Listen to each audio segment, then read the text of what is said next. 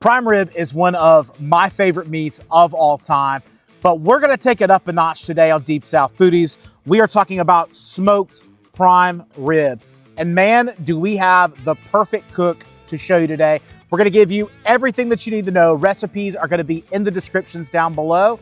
Let's get it rolling. Today it's time to make some wonderful prime rib, but you know we can't just do it any other way. We gotta do it our way. So today, we are trying it here in our wonderful Traeger 780 smoker. I absolutely love this thing. I've got to admit, I have spent a lot of my time in my career dogging this smoker for it to absolutely shove my words into my mouth and prove me wrong. And I'm super proud to use it. I love this Traeger. I still love pit smoking, don't get me wrong. It still's got its own unique flavor. But I absolutely love this unit. It's a 780, and it's just, you plug it in, you get to going. It's just such an easy process. It's a joy to use. So we're gonna continue to use this today. Absolutely love these smokers. There's a link for one in the description down below. That's just an affiliate link to Amazon. So if you're out there in the market looking for a smoker, this, outside of the concrete pit smoker, this is what I use. Honestly, more than I use the pit, just because of the convenience of it. You load it with wonderful, delicious Traeger wood pellets, and they've got lots of different flavors, different styles, and again, it just makes for an absolute flavor-packed meal every single time. I've been getting amazing, beautiful smoke rings around my meat. It's getting crust, it's getting tender. It's just, it's working. And as much as I want to absolutely dog this machine, it has pushed words way down my throat and made me regret things that I have said in the last 10 years. Because it's an amazing unit and it does its job. So let's get down to our cook though. Obviously, first things first, let's get this out of the packaging. And let's start taking a look at it. Now, this is not just any regular ribeye. This is a Braveheart ribeye. This is a black hide Angus upper choice. This thing is absolutely beautiful. What's great about these ribeyes is that the spec on these are insanely high. You can actually go to I think it's Braveheart.com, and you can see these amazing steaks for sale, so you can have them delivered right in. I do not get any affiliate code or anything like that. I just really like these steaks. I use them at work. I just really enjoy these. There's not a better cut in my opinion. I love Braveheart. We are a Braveheart household. So let's take a look at this. So we need to give it a trim. So first things first that I'm noticing, it's got, normally doesn't have that, but there is just a little bit of something right there. We're gonna kind of take just a little bit of the fat cap off. It has a really high trim. So most prime ribs and stuff that are in the market, they've got just a lot of trim that you gotta do on them. This one, it's already been trimmed down to 1/8 of an inch over the top. So they've done most of the work for you. I'm gonna take just a little bit of this cap off. Most butchers, when they're butchering Bravehearts, they'll leave that on. I typically like that fat. Fat is nature's bubble gum, in my opinion. Fat is not the devil when it comes to steaks. That's where all your flavor's coming from.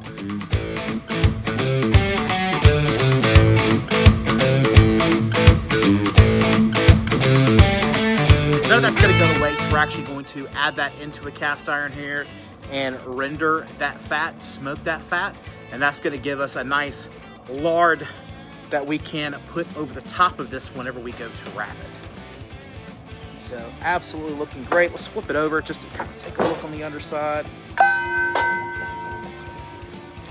Take these little fingers off, just for consistency's sake. Overall, it's actually very good.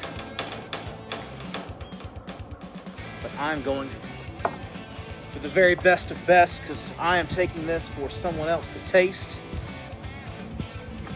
So let's start making our mix. All right, so I'm gonna be making a rub for this. First things first, Dijon, a little bit of steak sauce, I don't want to be too heavy on the steak sauce. This has got sugars in it, and I don't want to burn it on my smoker. So I'm not going super heavy. Now to this, I'm gonna add about a 1/4 cup seasoning salt, 1/4 cup kosher, and then a 1/2 cup of black pepper. Mix that up. Nice good slurry. And we're working on developing a crust. So I'm not gonna make this overly juicy. We're actually wanting it to be a little on the dry side. We got this dry paste. So I'm gonna get it, just smear it on there.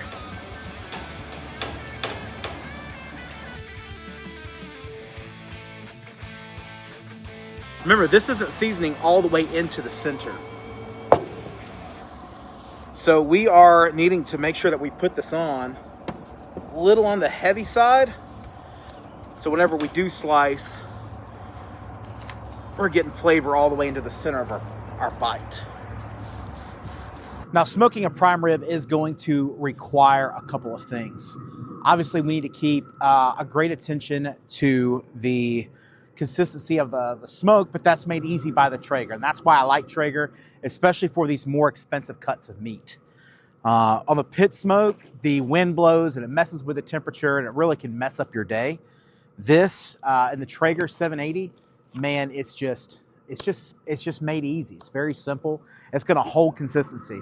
Now let's talk about what makes good prime rib. Good prime rib to me starts with the crust.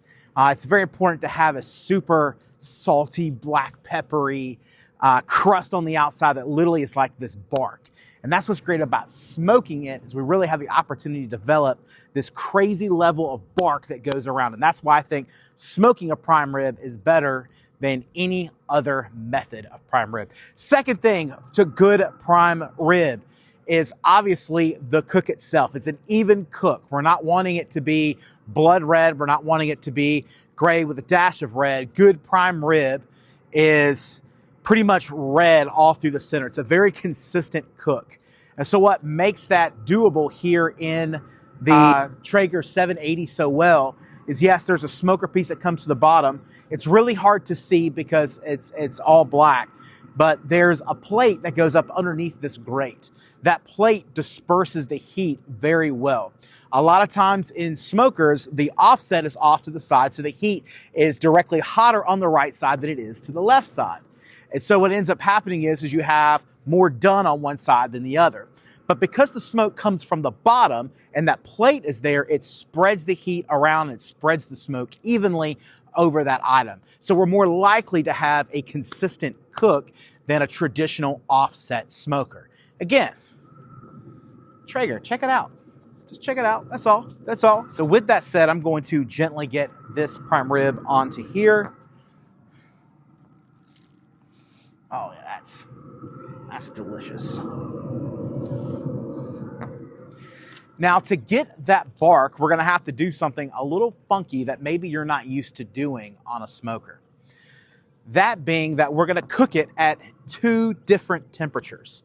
And yes, that is going to be difficult for some of you, especially those who are in a traditional offset. You might have to play with this a couple times to get it right. We're going to start at 250, and then we are going to finish it at 375.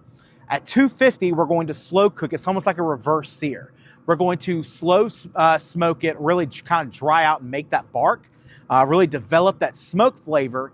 And then in the last 45 minutes, we're gonna crank the heat to 375 and really double down on that bark and developing that bark.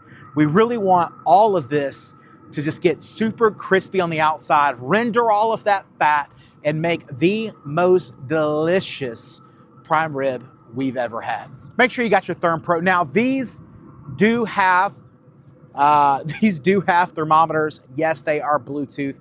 I am a little ways from the house, so I'm gonna be where that can't reach. But I have a Therm Pro. And so this Therm Pro, we're gonna tag in. What I like about this Therm Pro is it's got this bad boy. As long as I'm with like 100 yards, this thing reaches. And so I am going to be using that so I can sit inside, not be sweating it out here on a wonderful spring 88-degree day. I'm already sunburning and I've only been out here for about 45 minutes. So let's put it in here at the end, really get that into the center, turn her on, make sure she's running, keep track of it, and that's it, man. We're gonna let it be here for the next 2 hours. 2 hours, I'm not gonna look at it, I'm not gonna open the door, I'm not gonna check it. This thing's gonna hold temperature perfectly. That's, again, that's what makes this simple. It makes it simple. The biggest question is what are we gonna do for the next 2 hours while we wait?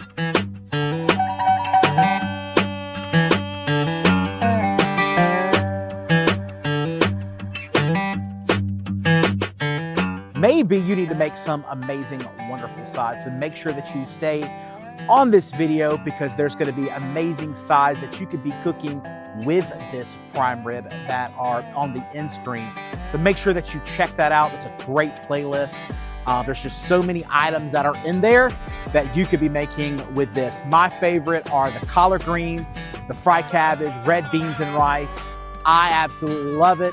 There's deviled eggs. There's all kinds of fun things that you could be making with this prime rib.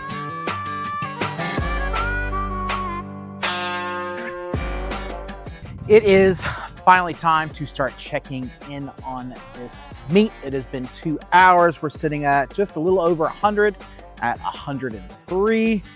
So with that said, it is time to check on this thing for the first time. Really digging that crust.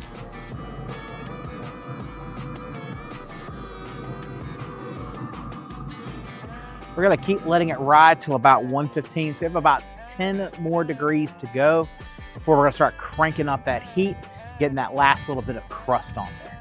So just be patient, it's gonna be worth it. And we're gonna come back and check it out here in just a minute. We are finally hitting our temperatures that we need to hit. Now comes the fun part. Now it is time to get that crust. Let's get a, it's now time just to let it do its thing, develop that crust, but we're gonna risk it a little bit. We're gonna jack the heat to 375 degrees, and we're really gonna start to caramelize this thing out. It's already really starting to develop that bark, render that fat. What we're really needing now is just to continue to develop that crust, seize up the outside of that meat. I am going to flip it. That way it cooks evenly for us.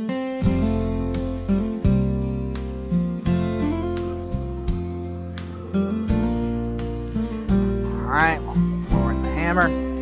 So we're gonna leave it on 375 degrees for the next 45 minutes. Just gonna let it do its thing. Again, we're keeping track of it here on the thermometer, or more like, you know, again, my Bluetooth piece that stays with me. So I'm able to kind of keep track of it in live. Now, it depends on what temperature that you're looking for. Depending on what temperature that you're looking for, we are, depends on where you want this final temp to be. So if you're looking for, you know, rare, you're really looking for about 130. I'm looking between medium rare and medium. So I'm gonna pull at 135, thinking that, which is medium rare, but by the time that it carryover cooks, it's gonna be sitting us in a nice, good spot. Now comes the hardest part for most barbecuers, and that is the weight. We are going to grab this off, set it directly up here in our pan. We're gonna hit it with just a little bit of foil over the top, just kind of let it carry over, because again, I'm looking for kind of more on the medium side. These are gonna be for smoked prime rib sandwiches, specifically with a smoked ancho chili sauce. It's gonna be delicious.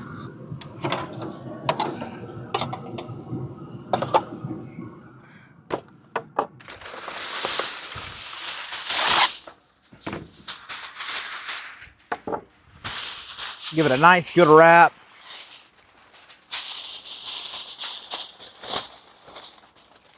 From here, I'm going to let this rest for a minimum of 1 hour. Now, that's gonna be tough for a lot of people. They like to, as soon as it comes out of the smoker, take a nice big old bite, have that satisfaction. But trust me, it is going to be worth it.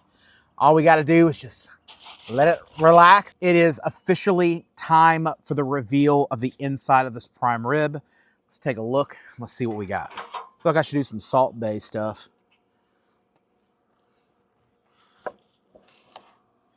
That cut like butter. That looks delicious. Absolutely perfect. We got everything we're looking for. We got a nice, beautiful, juicy center. We have a nice, delicious crust. There's actually started a little bit of a red ring right here. So you get that great flavor. And man, it is absolutely spot on. I'm so excited about that. So let's give, what's most important is the taste. So we're gonna save our center cuts here for our guests. Cut a piece off the edge.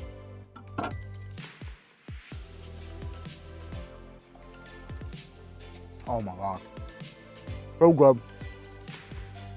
It's smoky. What's great about the ends, you know, they're a little bit more done.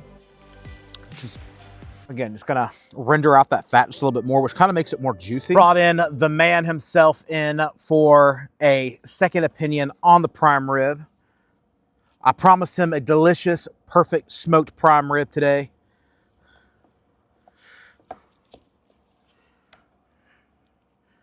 Now this is the end cut, just for perspective here. Medium rare on that side. Nice. So we'll get a little bit more done. I know you like yours just a tad bit more done. Okay. Here, you grab that piece. I got this piece. All right. Cheers. All right. Boom. That is delicious. You can pass the test. Tender, flavorful. Oh, wow. That crust, I mean, again, it's super juicy. Man, that's money. I don't think it gets really any better than that. Good. That is good. That is so tender. Almost buttery is so tender. Yeah, the fat rendered out really well. We're gonna sit here and we're gonna eat this whole prime rib. I think between the two of us at this rate, might not share with any other guests, but again, that, my friends, is how you make amazing, beautiful prime rib, smoked, delicious. It's crispy, it's crunchy, it's mouth-watering juicy, and that's how we do it here at Deep South Foodies. Make sure that you go, we need sides for these, so make sure you click on this playlist right here, and it's gonna have an amazing playlist so you can have the best sides to go with your smoked prime. We'll see you next time here on Deep South Foodies.